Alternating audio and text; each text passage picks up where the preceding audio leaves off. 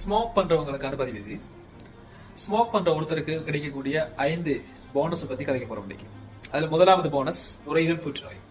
இது ஒரு ஹெல்தியான புகைப்பிடித்தல் பழக்கம் இல்லாத ஒருத்தரை விட புகைப்பிடித்தல் உள்ளவருக்கு பல மடங்கு இதுக்குரிய ரிஸ்க் இருக்குது.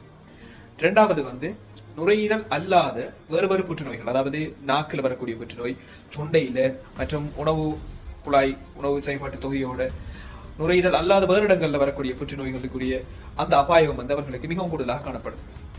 மூன்றாவதாக நுரையீரல் சம்பந்தமான சுவாசம் தொடர்பான பல நோய்கள், அதுல மிக முக்கியமா COPD சொல்லக்கூடிய ஒரு நோய்.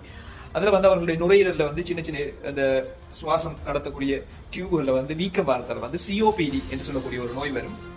அது எந்த அளவுக்கு சொன்னா அவங்க அப்படியான நோயாளிகள் அவங்களோட பிற்காலத்தில், அதாவது கொஞ்ச காலம் அவங்க புகைப்பிடித்து போட்டு கொஞ்சம் வயசு போனதுக்கு பிறகு அந்த நோய் அவங்களுக்கு தொடங்கலாம். இப்ப ஏர்லியாவே தொடங்குது. என்ன சொன்னா அவங்க ஏர்லியாவே ஸ்மோக்கிங் தொடங்குறதால 35-30 வயதிலேயே சிலவங்களுக்கு COPD வருது.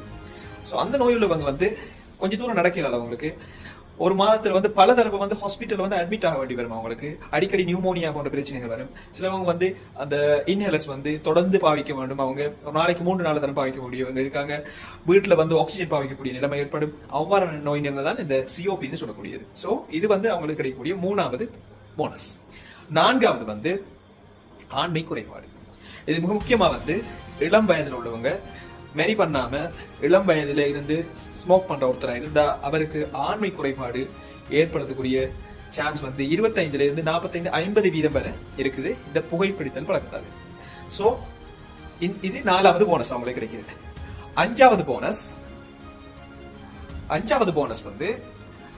இருதயம், அதாவது மாரடைப்பு ஏற்படுத்தக்கூடிய அபாயம் மிகப்பெரிய அபாயம் இந்த ஸ்மோக் பண்றவங்களுக்கு இருக்குது.